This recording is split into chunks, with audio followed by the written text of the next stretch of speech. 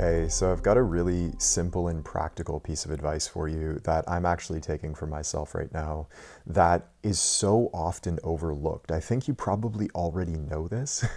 I would venture a guess, at least if you've been training and practicing for any length of time, but it's so overlooked by so many players and it can make a huge difference for you. So the other night, I came down here. Actually, you can see like I've got a little gym. I don't know if you can see that back there.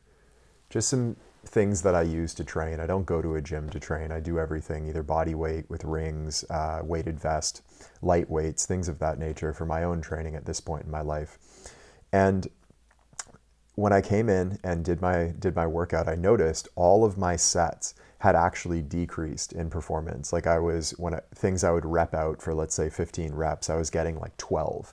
And of course, our goal is to get at least a little bit stronger every workout. If we're staying the same or if we're getting a little bit worse from workout to workout, it's a really bad sign. It means either we're not recovering fully or the training itself just isn't effective enough. But for myself, I know my training is effective. I typically get stronger every workout. And so when I saw all of my reps go down on each set, I knew immediately that I was pushing into overtraining.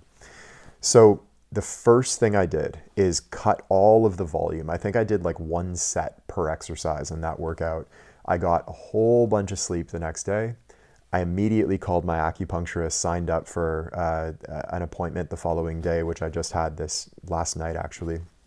And the last 2 nights, I've made a point to sleep not only until I wake up naturally, but I actually try to put myself back to sleep after I wake up. So I'm like maxing out on sleep, getting a whole bunch of good food, taking cold showers, doing everything I can to bring myself back up above baseline.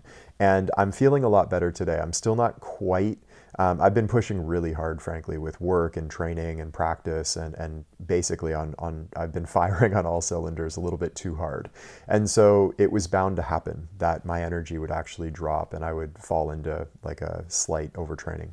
So the point I'm making here is that as soon as I noticed my energy dropping and myself kind of pressing into overtraining, I immediately pulled back rather than pushing through it. And what I see a lot of players do, especially serious players who mean well, right? We're told to like push through, be disciplined, and kind of, all of this sort of macho approach to training, which is just not intelligent.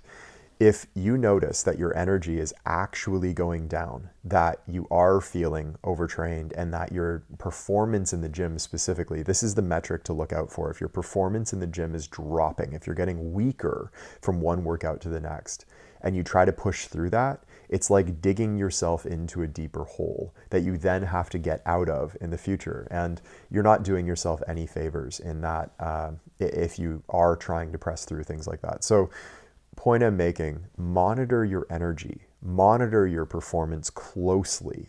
Take the approach, again, we spoke about this in our work ethic talk, of the scientist in a lab, not the, like, I think that we use the analogy of the participant at the Tony Robbins event or the listener of the Jocko Willink podcast. Not that there's anything necessarily wrong with Jocko, but this is the sort of popular, the David Goggins style training, like just force yourself to do it every single time. Doesn't matter how you feel. Well, actually, it really matters.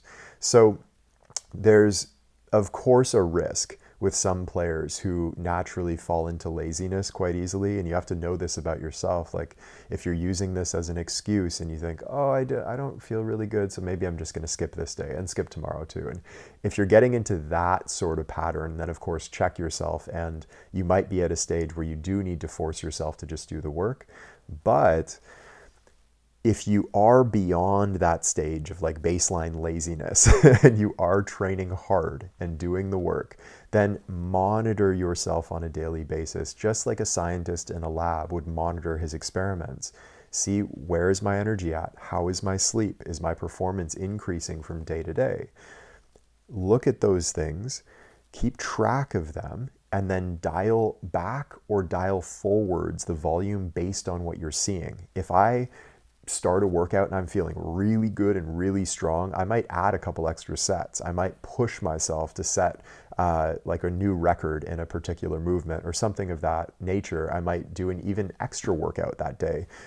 If I did, like, typically a really good daily schedule for me, if I'm feeling really on, I'll wake up, I'll practice for about an hour and a half in the morning using sitting meditation and various techniques of this nature, take a cold shower before, and then before lunch, I'll come down here and I'll do my sort of lifting style workout.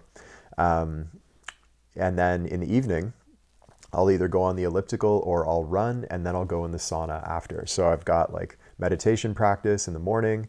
At noon hour, I'll have my lifting and strength work. And then in the evening before dinner, I'll do cardio and sauna. So that's a really good daily schedule for me. But if I'm not feeling fully at, like, if I'm not, if my energy is dropping and performance is decreasing, then I'll dial that back, okay?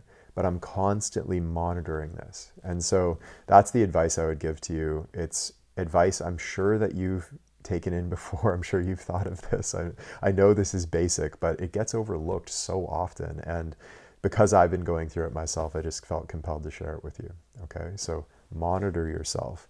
Dial back if performance is decreasing. Push forwards if performance is increasing. Super basic, super helpful and effective, I promise you, especially in the long term.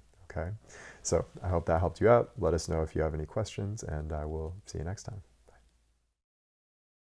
Hey, it's Taylor. I hope you enjoyed today's episode. And if you did, the best thing to do right now while it's fresh in your mind is to head over to deepgame.com and join us in our free masterclass.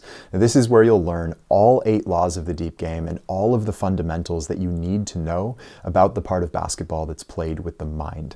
We've had players call this the best hour of basketball learning of their lives, and it's completely free right now. So head over to deepgame.com to join us, and I will see you